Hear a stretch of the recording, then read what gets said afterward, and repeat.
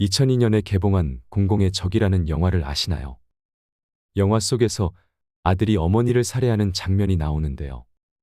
정작 어머니는 목숨을 잃는 그 순간에도 아들의 범행을 숨겨줍니다. 그런데 이러한 장면이 영화에서만 일어날 법한 일일까요? 현실에서도 비슷한 일이 있었습니다. 어머니를 살해한 30대 남성에게 대법원이 징역 20년형을 확정했는데요. 어머니로부터 꾸중을 들었다는 게 이 끔찍한 일의 발단이었습니다. 38살 A씨는 술에 취해서 TV를 보다가 어머니로부터 꾸지람을 들었습니다. A씨는 평소에도 잦은 음주 등으로 꾸중을 들었던 것으로 알려졌습니다.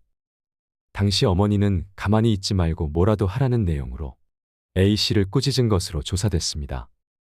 그런데 이날 꾸중을 듣는 과정에서 뺨을 맞은 A씨가 급기야 어머니에게 의자와 흉기를 휘둘렀고 의식을 잃어가는 어머니를 내버려둔 채 달아나기까지 했습니다. 안타까운 건 아들의 흉기에 찔린 어머니가 죽어가면서도 아들에게 옷을 갈아입고 얼른 도망가거라 이렇게 말한 것입니다. 마지막 순간까지도 아들을 걱정했던 부모의 마음을 어떻게 헤아릴 수가 있을까요? 앞서 1심과 2심 재판부는 범행 수법이 참혹할 뿐만 아니라 A씨가 단지 범행이 발각될 것이 두려워 의식을 잃어가는 어머니를 위한 구호 조치는커녕 현장에 어머니를 방치하고 달아났다며 중형을 선고했는데요. 대법원 역시 이런 형량이 부당하지 않다고 판단했습니다. 죽어가면서도 아들을 걱정했던 어머니와 그런 어머니를 살해하고도 형량을 줄여보겠다며 상소에 상소를 거듭한 파렴치한 아들의 이야기를 들으시니 어떤 마음이 드시나요? 많은 분들이 부모님이 낳아주시고 키워주신 것도 평생 효도해야 하는데 그저 눈물이 난다며 분개했습니다. 특히 어머니의 마지막 말에 주목하며 안타까워한 이들이 많았습니다. 죽어가면서도 아들에게 옷을 갈아입고 도망치라고 했다는 어머니의 모습을 떠올리면 가슴이 너무 아프지요. 자식을 위하는 부모의 마음과 극명하게 대비되는 것이 부모를 버리고 싶어하는 자식의 마음일 것입니다. 오늘은 부모를 버리고 싶어하는 자식의 마음에 대한 이야기를 해보려고 합니다. 예전에 제 친할머니가 건강상의 문제로 가까운 요양병원에 입원 치료를 한 적이 있으셨습니다. 할머니를 뵈러 면회를 갔는데 많은 노인분들이 병실에 누워 계셨습니다.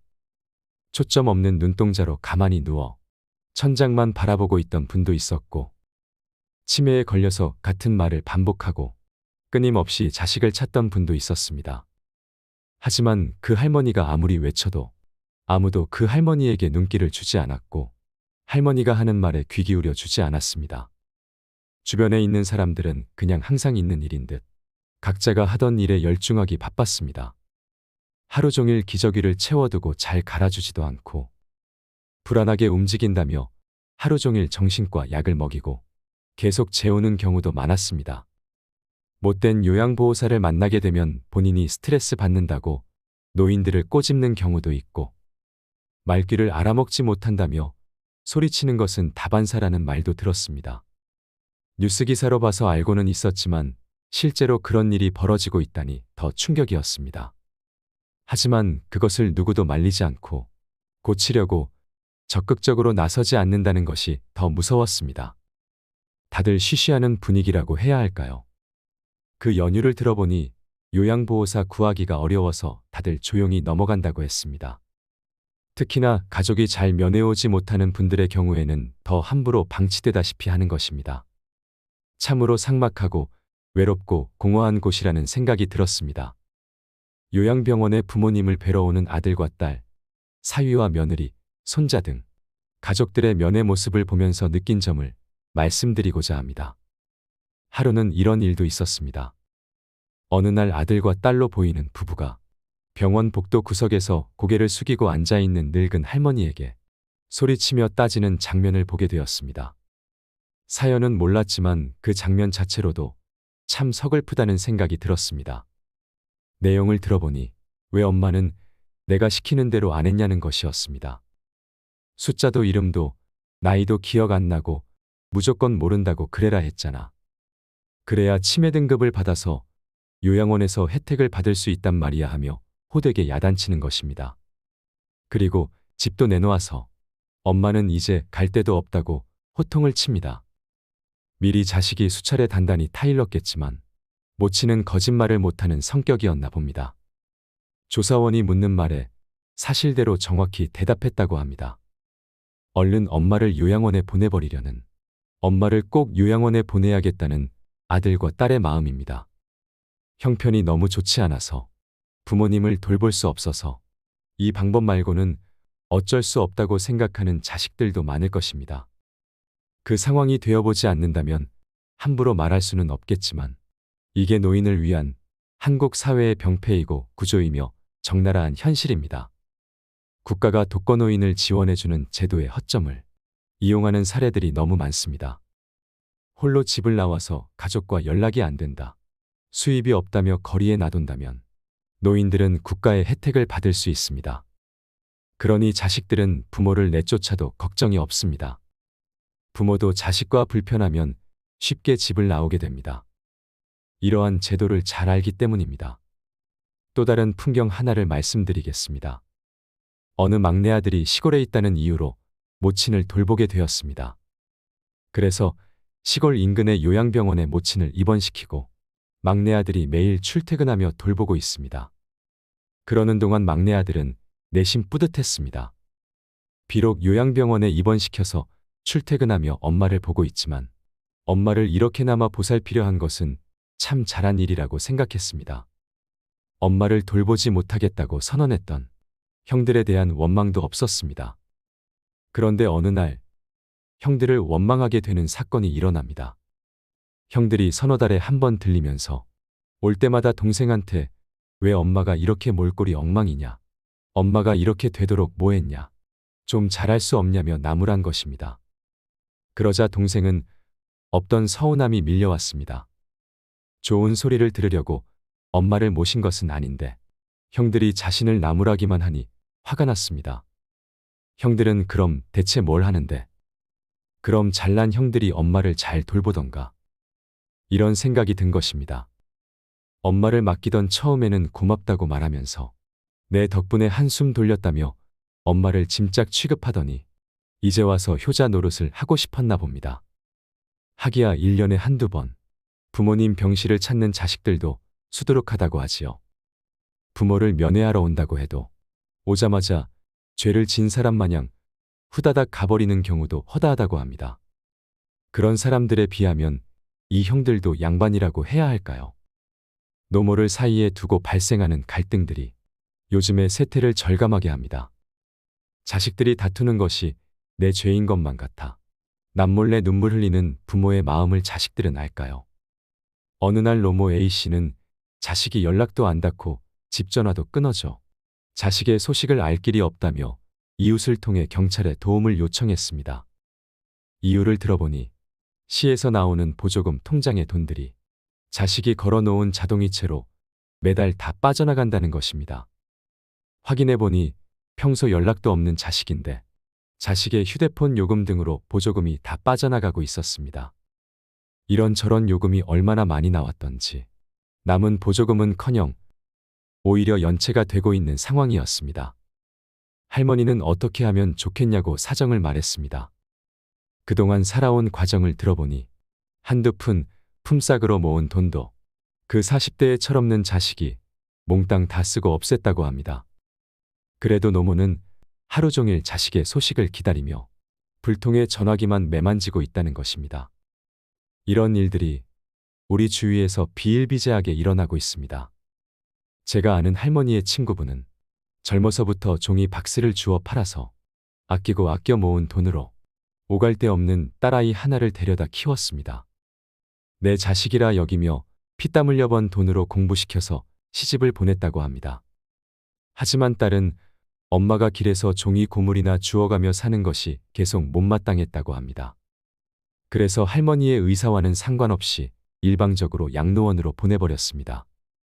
하지만 그 할머니는 종이를 줍고 이웃과 이야기하며 평생을 그렇게 사는 것이 몸에 배어 있었고 때론 그것이 낙이었습니다. 체질에 안 맞는 양로원 생활이 할머니에게는 지옥과도 같았습니다. 하루하루가 바깥이 그립고 손자 손녀가 보고 싶어 죽을 지경이었던 것입니다. 바깥바람이라도 쐬려고 옥상에 올라가려 하니 돈을 더 낸 사람들만 옥상 공원을 이용할 수 있다는 답변만 들었습니다. 주위 사람들로부터 늘 100살까지 사실 거라고 들어온 그토록 건강했던 그 할머니는 그만 시름시름 앓다가 짧은 양로원 생활을 접고 쓸쓸히 생을 마감했다고 합니다. 요즘에는 부모를 모시기 싫어하는 젊은 층이 늘면서 자식에게 버림받는 부모가 많아지고 있습니다. 또한 자식 키우느라 내 노후 자금은 준비하지 못한 고령층의 빈곤 문제도 심화되고 있습니다. 부모와의 경제적 갈등과 간섭이 많아지고 서로의 일방적인 행동이 못마땅하고 늙은 모습이 보기 싫고 형편이 너무 좋지 않거나 부모에게 돈 들어가는 게 아깝고 그런 문제들이 쌓이고 쌓이면서 갈등의 틈이 생기고 부모와 자식이 의절하는 경우까지 생기는 것입니다. 결국 한 집에 부모님을 모실 수 없는 상황이 오거나 부모님을 모시지 않는 것이 더 자연스러운 사회가 되어가는 것입니다. 자식을 낳고 기른 이 세상의 수많은 부모들이 자식, 손자의 걱정과 그리움으로 하루를 살다가 요양원과 요양병원에서 생을 마감하고 있습니다. 부모는 안지나 서나 자식 걱정입니다. 당신이 못 입고 굶어도 자식 새끼 굶는 것은 가슴에 한이 맺힙니다. 자식이라면 부모만큼 사랑을 돌려주진 못하더라도 그 빚만큼은 갚아야 하지 않을까 싶습니다. 우리 부모가 살았던 세대, 우리가 살아가는 세대, 우리 자녀가 살아가는 세대. 이 3세대는 완전히 다른 세대입니다. 우리가 지금 살아가는 부모의 길은 우리 부모가 살아갔던 길과 완전히 다른 새 길이 되어버렸습니다. 이 세상에는 자식들에게 존경받는 부모도 있고 홀대받는 부모도 있습니다. 부모란 무엇일까요? 부모의 역할은 어디까지일까요? 자녀에게 대우받고 자녀들도 멋진 인생을 살 수 있는 4가지 방법에 대해 말씀드리겠습니다. 첫째는 다름을 인정하기입니다. 나이 든 세대와 젊은 세대는 학교 교육에서부터 완전히 다른 교육을 받았습니다. 요즘 아이들은 코딩이나 골프는 배워도 도의, 효, 예절 교육은 거의 받지 않고 관심도 없으며 잘 모릅니다. 그들에겐 컴퓨터가 친구이며 부모님과의 대화보다 휴대폰과의 대화가 대부분이며 성적, 입시, 취업이 전부인 교육만을 받은 세대입니다. 이런 교육 환경으로 인해 우리는 그들과 생각 자체가 다르다는 것을 인정해야 합니다. 예전에 우리가 부모에게 했던 효를 그들이 할 것이라는 기대는 금물입니다. 그들은 그들이 배운 최대한의 효를 지금 우리에게 하고 있는 중이구나라고 생각하는 것이 더 나을 수도 있습니다. 기대하지 않으면 실망도 없는 법이기 때문입니다. 둘째는 나의 삶은 내가 준비하기입니다. 우리 윗세대는 소를 팔아서 우리를 부양한 세대입니다. 그 고난을 알기에 부모를 지극정성 효로 대했습니다. 하지만 자녀 세대는 물질적 풍요를 누리면서 부모의 어려움을 알지 못하고 자란 세대입니다. 옛날 보릿고개를 이해할 수 있는 아이들은 잘 없습니다.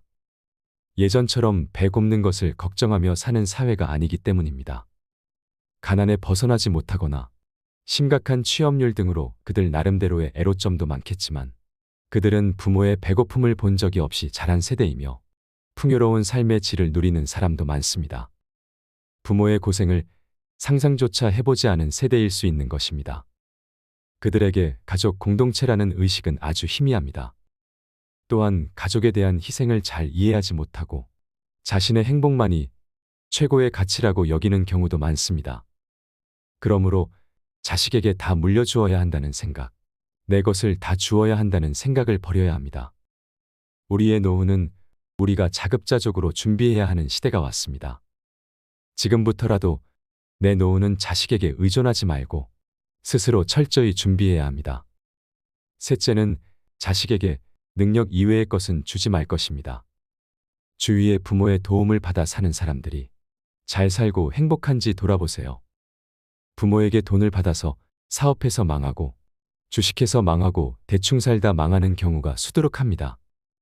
결혼도 하고 다 큰 성인인데도 아직까지 어린아이처럼 부모에게 조르르 달려가 배우자를 험담하고 부모는 우리 자식 힘들다며 며느리 사위를 불러 앉히고 이런 말도 안 되는 일들이 벌어지고 있습니다. 아무리 품 안의 자식이라지만 20살이 넘은 자녀는 내 품 안에서 떠나 보낼 수 있어야 합니다. 언제까지 자식을 끼고 살 수는 없는 것입니다. 자식의 문제를 대신 해결해주고 자식의 미래를 대신 결정해주는 부모는 자식을 바보로 만드는 것이나 다름없습니다. 자식들에게 다 해주고 싶은 것이 모든 부모의 공통된 바람이지만 이것이 자식을 망치는 지름길임을 보아오고 있습니다. 그들 스스로 노력하고 쟁취하며 인생을 살아가는 방법을 알려주어야 합니다. 물고기를 잡아주지 말고 물고기 잡는 법을 가르쳐 주어야 합니다.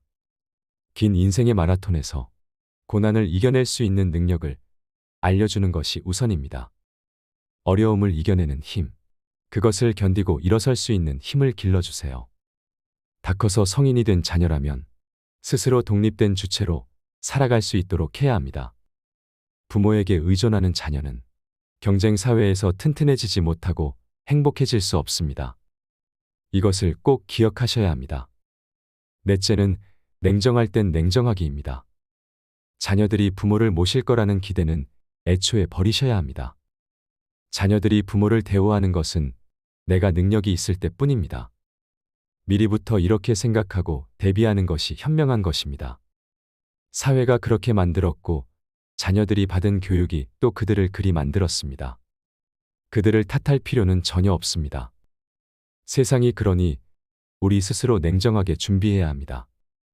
자식에게 용돈 타쓰는 부모가 얼마나 행복할 수 있을까요? 눈치 안 봐도 되겠지 해도 눈치 볼 수밖에 없는 것이 부모입니다. 그러니 내 노후는 내가 준비해야 합니다. 마음을 강하게 먹으셔야 합니다. 냉정할 때는 냉정해져야 합니다. 약한 소리, 약한 생각을 한다고 해서 알아주는 사람은 없습니다. 친구에게, 가족에게 내 속마음을 말하며 고민을 털어놓아도 대부분의 사람들은 요 며칠 위로해 주다가 나중에는 듣기 싫어합니다. 내 일이 아니기 때문입니다. 그러니 남에게는 우는 소리를 하지 말아야 합니다. 기쁨은 나누면 질투가 되고 슬픔은 나누면 약점이 된다는 말이 있습니다. 온정이 메말라 버린 시선으로 사회를 바라봐야 한다는 게 마음 아프지만 정말 인간의 심리를 관통하는 글인 것 같습니다. 누군가 잘 나간다는 소식을 들으면 나도 모르게 시기심이 들고 나도 하루빨리 더 대단한 사람이 되고 싶어 괜히 마음만 조급해지는 경우가 있지 않으신가요? 반대로 타인의 안타까운 사연을 접하면 겉으로는 공감하면서 위로하지만 속으로는 은근히 안도감을 느끼게 되는 경우는 없으신가요? 어쩌면 이것이 인간의 본능일지도 모르겠습니다. 원래 저 말의 원글은 기쁨은 나누면 배가 되고 슬픔은 나누면 반이 된다였습니다. 하지만 이 세상을 살아가는 우리들은 기쁨은 나누면 질투가 되고 슬픔은 나누면 약점이 된다는 말에 더 공감하게 되지요. 이 말이 시사하는 바는 언제까지 남에게 위로받고 기댈 수는 없다는 것입니다. 이것은 자식도 마찬가지입니다. 일할 수 있다면 최대한 오래 일하세요. 배우는 것을 게을리하지 말아야 합니다. 부모 스스로도 자녀에게 의존하지 않고 혼자서도 할 수 있다는 마음을 가지며 살아가야 합니다. 모르면 묻고 어려우면 연습하면 됩니다. 세상이 어떻게 돌아가는지 눈을 뜨고 도태되지 마세요.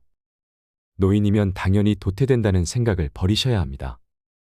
얼마든지 할 수 있고 해낼 수 있다는 마음가짐을 가지셨으면 좋겠습니다.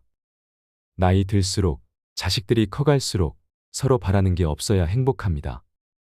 부모는 자식을 성인으로 잘 키웠으면 그걸로 만족하고 자식은 성인으로 잘 자랐으면 그것으로 감사하면 될 일입니다.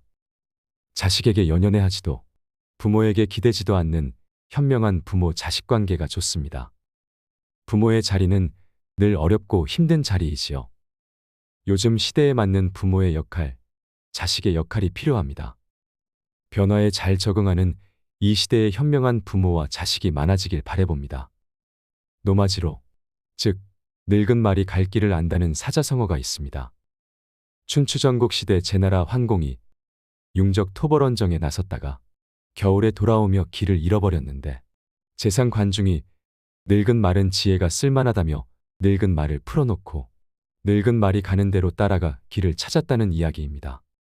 늙을수록 경험을 쌓아 사리에 통달하는 지혜를 습득한다는 뜻입니다. 늙은 말이 갈 길을 아는 것처럼 지혜로운 노인은 어디로 가야 할지 방향을 알고 스스로를 지킬 수 있는 사람일 것입니다. 마지막으로 재밌는 이야기를 하나 들려드리겠습니다. 농구선수 서장훈 아시지요? 대략 700억 원대 빌딩 부자로 알려져 있는데요. 서장훈은 1997년 IMF 당시 양재역 근처 역세권 건물을 경매 28억에 구입해서 현재 이 건물의 시세는 450억이라고 합니다. 그러고도 여러 채의 건물이 더 있다고 하는데요. 그런 그에게 배워야 할 부자 마인드는 무엇일까요? 서장훈은 말합니다. 돈은 인생의 전부입니다. 아니라고 말하는 사람은 믿고 걸으세요. 딱 하나 행복한 건 누구에게나 아쉬운 소리 안 해도 된다는 것. 돈 때문에 자존심 굽힐 일이 없다는 것. 그래서 젊었을 때 숙이고 살아야 나이 들어 허리 펴고 살 수 있는 겁니다. 돈이 많아서 가장 행복한 순간은 남에게 싫은 소리를 안 해도 되는 것입니다. 그래서 온전한 경제적 자유를 누릴 수 있어요. 여러분은 서장훈의 말에 얼마나 동의하시나요? 나이 들어 허리 펴고 사는 인생은 누구나 꿈꾸는 노후겠지요. 하지만 돈만 있다고 해서 되는 것은 아닐 것입니다. 살아가면서 우리에겐 많은 도구가 필요합니다. 돈도 필요하지만 건강도, 일도, 사랑도 필요하고 무엇보다 행복한 인간관계도 필요합니다. 필요한 도구들이 균형을 이루며 자전거 바퀴처럼 잘 돌아가주면 좋으련만 인생은 왜 그리 잔혹한지 내 뜻대로 되질 않습니다. 마치 누군가 우리의 고통을 시험하기라도 하듯 늘 삶은 내 마음과는 달리 삐딱선을 타곤 합니다. 이러한 세상 속에서 나는 어찌 균형을 잡으며 나다움을 지키며 흔들림 없이 당당하게 살아갈 수 있을까? 한 번쯤 고민해 보셨으면 좋겠습니다. 어떤 삶을 살아가시든 그 속에서 행복과 즐거움을 찾으시길 바랍니다. 이상으로 인생 철학이었습니다. 철학이 있는 당신의 삶을 응원합니다.